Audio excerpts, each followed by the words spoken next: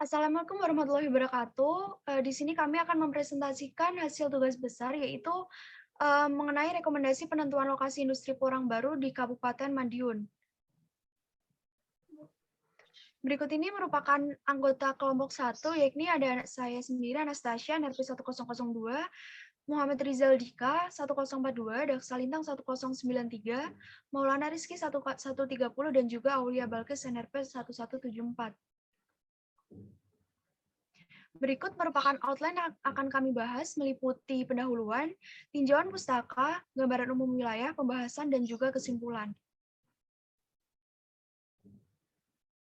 Yang pertama ada pendahuluan. Adapun latar belakang yang menjadi penelitian ini yaitu penambahan lokasi industri porang baru di Madiun didasarkan pada tanaman porang menjadi salah satu varietas unggul di Kabupaten Madiun yang saat ini menjadi komoditas ekspor. Selain itu, Kementerian Pertanian juga memiliki program pengembangan terkait penambahan pusat industri porang baru di Kabupaten Madiun.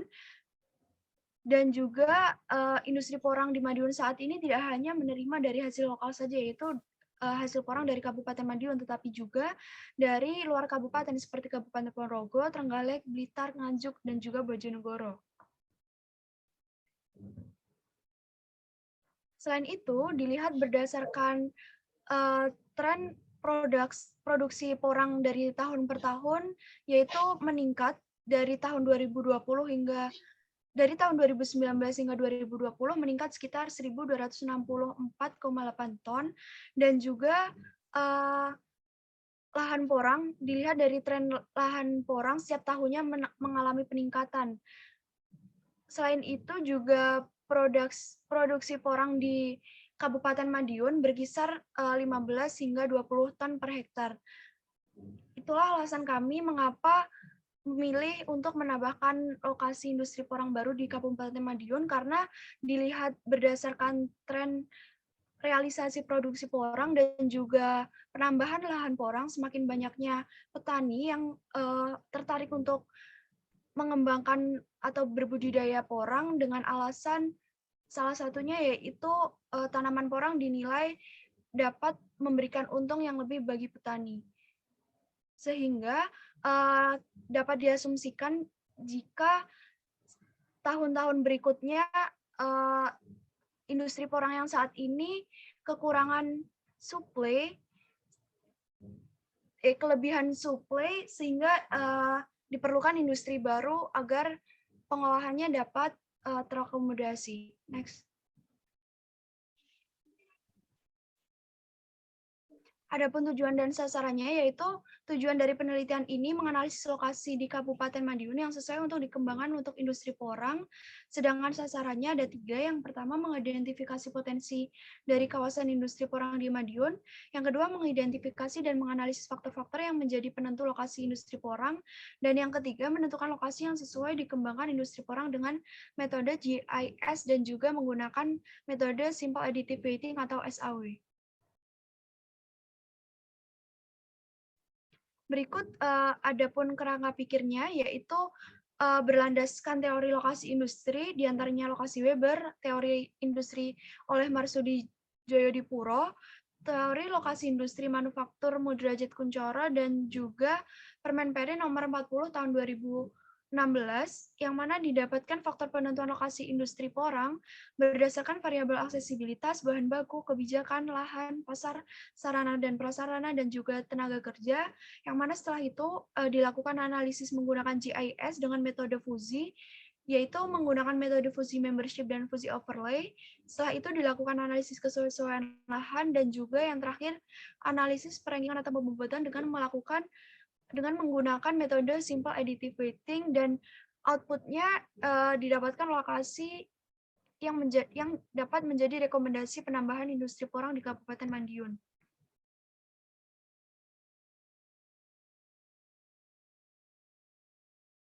Selanjutnya ada tinjauan pustaka.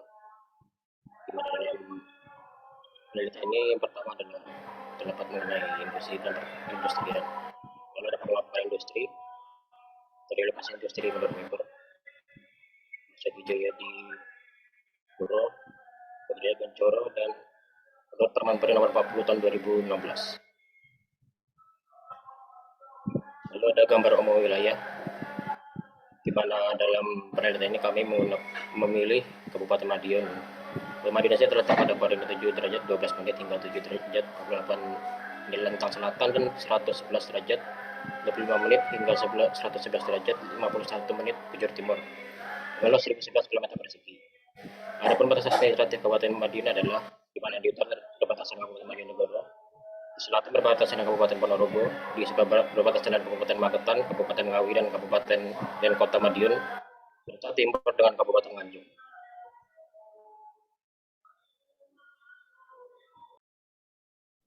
Selanjutnya yaitu analisis dan pembahasan. Yang pertama itu menentukan kriteria dari industri porang itu sendiri, faktor-faktor yang menjadi mempengaruhi penentuan lokasi industri porang di Kabupaten Madiun sendiri itu terbagi menjadi 7. Yang pertama itu jarak terhadap bahan baku, kemudian jarak terhadap permukiman, kemudian jarak terhadap arteri primer, jarak terhadap sumber air baku, kelerengan, ketersediaan jaringan listrik, dan ketersediaan jaringan telekomunikasi.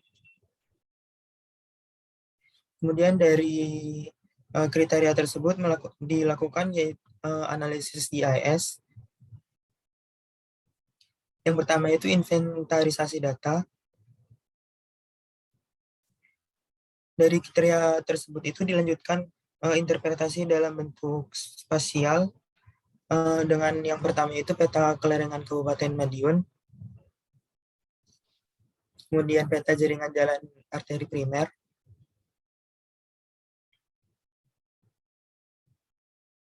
kemudian peta jaringan listrik existing, peta jaringan telekomunikasi existing, peta persebaran permukiman, peta jaringan sungai, peta agrisawah potensi porang. Ya, selanjutnya itu Euclidean distance. Jadi data yang telah diinventarisasi itu dilanjutkan dengan analisis ini, yang karena penelitian ini tidak menghitung jarak terhadap lokasi faktor-faktor yang telah ditentukan sebelumnya. Kemudian Euclidean distance yang pertama itu jalan arteri primer, kemudian Euclidean distance jaringan listrik, kemudian jaringan telekomunikasi, kemudian permukiman, dan yang terakhir itu agrisawah. Baik, selanjutnya adalah Fuji membership.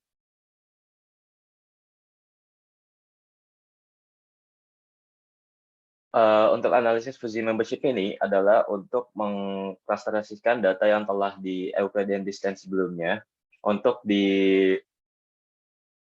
dikategorikan berdasarkan Fuji logic. Yaitu Fuji membership sendiri itu pada umumnya terdapat 7 tipe membership. Yang pertama yaitu adalah linear, yang kedua adalah near, yang ketiga adalah Gaussian, keempat small, kelima large, keenam MS small, dan ketujuh MS large. Dan pertimbangan Fuji membership ini ditentukan berdasarkan asumsi yang ingin kita lakukan dalam pendekatan dari setiap faktornya. Untuk Fuji membership pertama, ini hadir dari data kelerengan, di mana data dari kelerengan ini memiliki acuan di mana topografi maksimum dari suatu lahan untuk dikembangkan sebagai industri adalah 15%. Sehingga nilai 15% ini adalah batas maksimum yang dapat dikembangkan untuk lahan industri. Kemudian, pola pikir pendekatannya sendiri, mohon maaf, boleh sebelumnya, pola pikir pendekatannya sendiri adalah untuk kelerengan, di mana untuk kelerengan 15% merupakan kelerengan yang paling buruk, dan untuk kelerengan 0% merupakan kelerengan yang paling landai. Sehingga untuk Fuji membership untuk kriteria atau faktor kelerengan, yaitu menggunakan membership linear, karena setiap peningkatan 1% dari kelerengan menunjukkan ketidaksesuaian untuk penentuan lokasi industri. Sehingga untuk di peta ini terdapat yang berwarna putih merupakan lokasi-lokasi yang potensial untuk dikembangkan sebagai industri potensial, dan untuk yang warna gelap atau warna hitam merupakan lokasi yang cenderung tidak direkomendasikan. Boleh di next.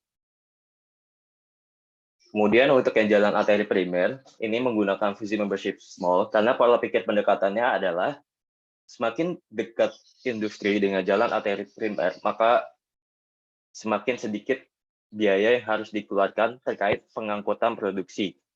Oleh karena itu, grafik small ini merupakan memperbolehkan pada jarak tertentu derajat keanggotaan itu masih menyentuh angka 1, sehingga untuk fuzzy membership-nya sendiri ini dikategorikan sebagai fuzzy membership small untuk jalan arteri primer.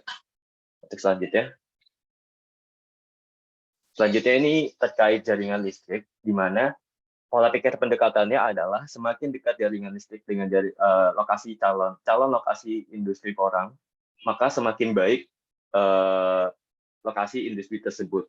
Sehingga pola pikir tersebut ketika bertambahnya jarak 1 meter ataupun jarak berapapun satuan jaraknya itu, maka semakin tidak sesuai untuk dikembangkan industri porang baru. Sehingga fuzzy membership ini karena membentuk hubungan yang linear, maka tipe membership yang didaftarkan untuk jaringan listrik adalah fuzzy membership linear. Selanjutnya, ya sama halnya dengan jaringan listrik juga, karena jaringan telekomunikasi memiliki prinsip semakin dekatnya jaringan telekomunikasi, maka semakin baik industri tersebut, dan hubungan tersebut digambarkan dalam bentuk hubungan yang linear, maka untuk fuzzy membership ini didaftarkan untuk kategori linear. Selanjutnya, dan kemudian yang berbeda adalah permukiman, di mana fuzzy membership yang didaftarkan adalah Gaussian. Gaussian adalah suatu grafik atau kurva yang membentuk seperti bukit, di mana pola pikir pendekatan yang kami asumsikan adalah sebagai berikut, di mana permukiman jika terlalu dekat dengan industri maka kurang baik, karena perumahan tersebut dapat berpotensi mendapatkan kebisingan atau aktivitasnya terganggu karena aktivitas dari industri. Sedangkan apabila permukiman terlalu jauh, maka itu juga kurang baik, karena permukiman di sini merupakan salah satu faktor kami dalam tenaga kerja atau ketersediaan lapangan pekerjaan bagi penduduk sekitar.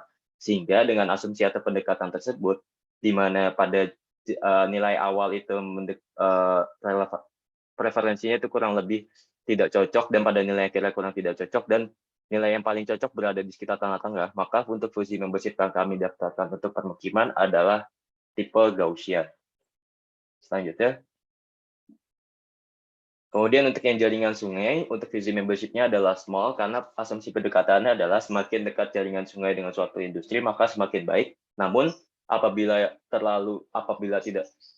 masih dekat ataupun masih pada jarak tertentu, tidak terlalu masalah. Sehingga untuk fuzzy membership yang didaftarkan adalah small, karena pada jarak tertentu, grafik small ini masih memiliki derajat keanggotaan 1, dan baru turun secara dramatis pada jarak tertentu hingga akhirnya menyentuh derajat keanggotaan 0. Dan terakhir adalah fuzzy membership agri-sawah, di mana pola pikir atau asumsi pendekatannya adalah semakin dekat agri-sawah dengan suatu lahan industri, karena di sini berbicara dalam konteks industri porang, maka tentunya semakin baik, karena kos atau biaya yang harus dikeluarkan untuk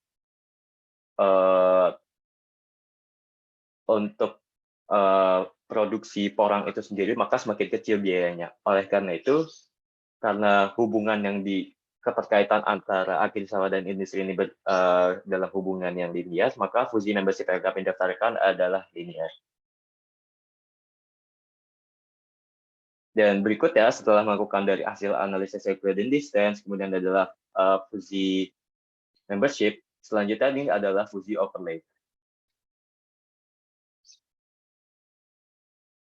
Pada fuzzy overlay ini, dari ketujuh peta fuzzy membership yang tadi telah didapatkan dari hasil analisis sebelumnya, kemudian dilakukan overlay dengan menggunakan fuzzy logic juga, yang dinamakan fuzzy overlay, dengan di mana fuzzy overlay ini memiliki beberapa tipe, yaitu ada 5, yaitu N, OR, gamma, sum, dan product. Dan untuk di penelitian ini yang kami gunakan adalah N, di mana pada fungsi N fuzzy logic ini memperbolehkan di mana kita mendapatkan nilai dari yang rentangnya dari minimum hingga maksimum. Sehingga dari ketujuh faktor ini didapatkan peta rekomendasi lahan pengembangan industri porang Kabupaten Madiun, di mana untuk warna grafik berwarna merah menunjukkan indikator yang sangat tidak sesuai untuk dikembangkan sebagai industri porang Kabupaten Madiun, dan secara dramatis menjadi warna hijau, di mana ini menunjukkan indikator yang sangat sesuai untuk dikembangkan sebagai industri porang Kabupaten Madiun.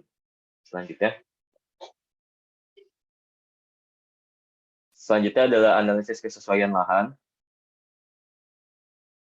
Dari hasil rekomendasi lahan tadi dilakukan analisis kesesuaian lahan dengan kemampuan lahan dan juga kebijakan yang berlaku di Kabupaten Madiun, yaitu Rencana Tata Ruang Wilayah Kabupaten Madiun tahun 2009 tahun 2029. Dan untuk yang pertama ini adalah peta kemampuan lahan Kabupaten Madiun itu sendiri. Boleh di next. Kemudian ini ada peta rencana pola ruang dari RW Kabupaten Madiun. Di next. Dan berikut ini terkait overlay kemampuan lahan dan peta rekomendasi yang telah didapatkan dari hasil fuzzy overlay sebelumnya, di mana ternyata didapatkan dari hasil analisis sebelumnya ternyata beberapa tereduksi dan memiliki terbagi menjadi 8 klasifikasi atau kelas, 9 klasifikasi atau kelas, di mana untuk yang indikator berwarna hijau itu ini menunjukkan indikator yang paling sesuai setelah dilakukan overlay dengan kemampuan lahan dari Kabupaten Madiun. Selanjutnya. Kemudian setelah dari ini merupakan peta overlay rekomendasi lahan, kemampuan lahan, yang dimana telah direclassify atau diklasifikasikan ulang menjadi 5 kelas dan didapatkan 3 kesesuaian, di mana terdapat kesesuaian lahan yang sangat tinggi dan sangat rendah. Boleh di next. Dan terakhir ini adalah peta overlay dengan rencana pola ruang Kabupaten Madiun tahun 2009 dan tahun 2029. Tujuan dari overlay ini adalah agar hasil dari rekomendasi lahan ini tentunya sesuai dengan arahan pengembangan atau kebijakan yang berlaku di Kabupaten Madiun. Dan ini telah dengan menggunakan metode weighted overlay didapatkan kesesuaian dari pola ruang RW Kabupaten Madiun ini menjadi 3 kelas, yaitu sangat tidak sesuai, kurang sesuai, dan sangat sesuai, di mana untuk yang grafik atau yang sangat sesuai ini diinterpretasikan dengan warna biru. Selanjutnya.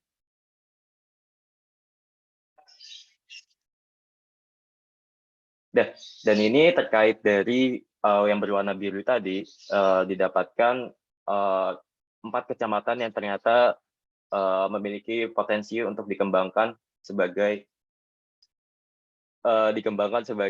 industri porang, yaitu Kecamatan Balerjo, Kecamatan Mejayan, Kecamatan Pilang Kenceng, dan Kecamatan Saradan.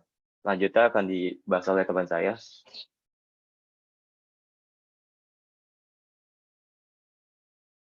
Baiklah, berikut ada paparan dari beberapa lokasi yang sesuai untuk dibangun industri porang tadi. Yang pertama ada Kecamatan Balerjo, lalu ada Kecamatan Mejayan, Kecamatan Saradan, dan yang terakhir ada Kecamatan Pilang Kenceng.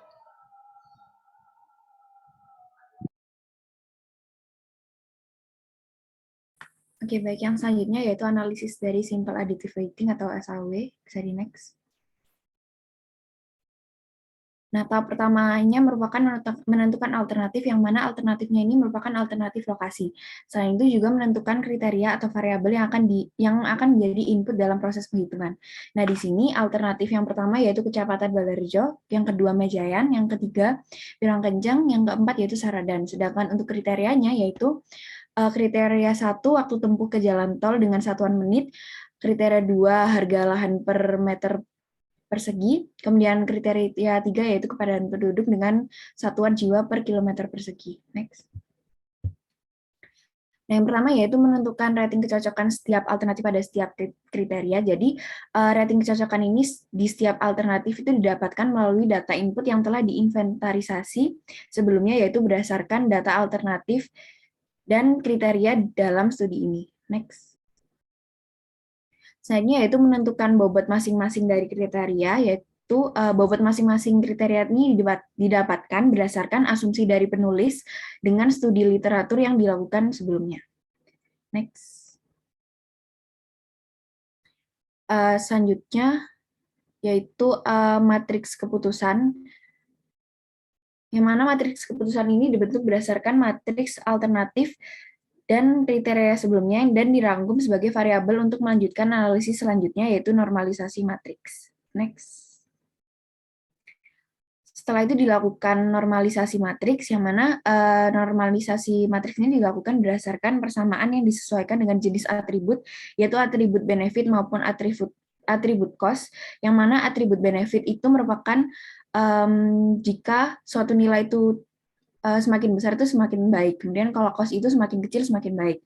Nah, dari kedua atribut itu didapatkan memperoleh matriks ternormalisasi R sesuai dengan rumus. Kemudian next. Selanjutnya itu perankingan alternatif dengan rumus, yang mana merupakan tahapan terakhir berdasarkan hasil analisis dengan menggunakan rumus SAW, di mana rekomendasi atau keputusan terbaik berdasarkan hasil perhitungan masing-masing alternatif dengan nilai yang paling tinggi. Nah, dari hasil metode SAW ini dapat disimpulkan bahwa alternatif 1 atau Kecamatan Balerjo ini menjadi lokasi pilihan dengan nilai preferensi alternatif terbesar, yaitu dengan nilai VI sebesar 0,83714. Next. Baik, selanjutnya yaitu rekomendasi penambahan lokasi industri porang di Kabupaten Madiun. Next. Jadi berdasarkan hasil dari metode yang telah digunakan itu dapat diketahui bahwa alternatif yang pertama, yaitu Kecamatan Balerjo, itu menjadi rekomendasi untuk penambahan lokasi industri porang. Tepatnya berada di Jalan Raya Madiun, Nganjuk, Kembangan, Garon, Kecamatan Balerjo, Kabupaten Madiun. Nah, lokasi tersebut itu terpilih menjadi rekomendasi penambahan lokasi industri porong berdasarkan tahapan analisis menggunakan GIS serta SAW, dan salah satu pertimbangan pemilihan lokasinya adalah berdasarkan kriteria yang telah ditentukan sebelumnya, yaitu yang letaknya yang paling dekat dengan gerbang tol, yang menjadi kriteria terpenting dalam pemilihan ini, yaitu di kriteria yang pertama. Next. Berikut merupakan peta rekomendasi penambahan industri porang baru Kecamatan Balerjo di Kabupaten Madiun. Next. Baik, selanjutnya yaitu penutup. Bisa di next. Baik, kesimpulan dari laporan kami yaitu berdasarkan hasil analisis menggunakan GIS dan SAW didapatkan hasil rekomendasi penambahan lokasi industri porang, yaitu berada di Kecamatan Balerjo, tepatnya berada di Jalan Raya Madiun Nganjuk, Kembangan, Garon, Kecamatan Balerjo di Kabupaten Madiun. Nah, salah satu pertimbangannya seperti yang saya katakan sebelumnya, yaitu pemilihan lokasi tersebut itu dipilih berdasarkan kriteria, yaitu letaknya yang paling dekat dengan gerbang tol. Next. Baik, berikut merupakan daftar pustaka kami. Baik, sekian presentasi dari kelompok kami. Mohon maaf bila ada salah kata. Wassalamualaikum warahmatullahi wabarakatuh.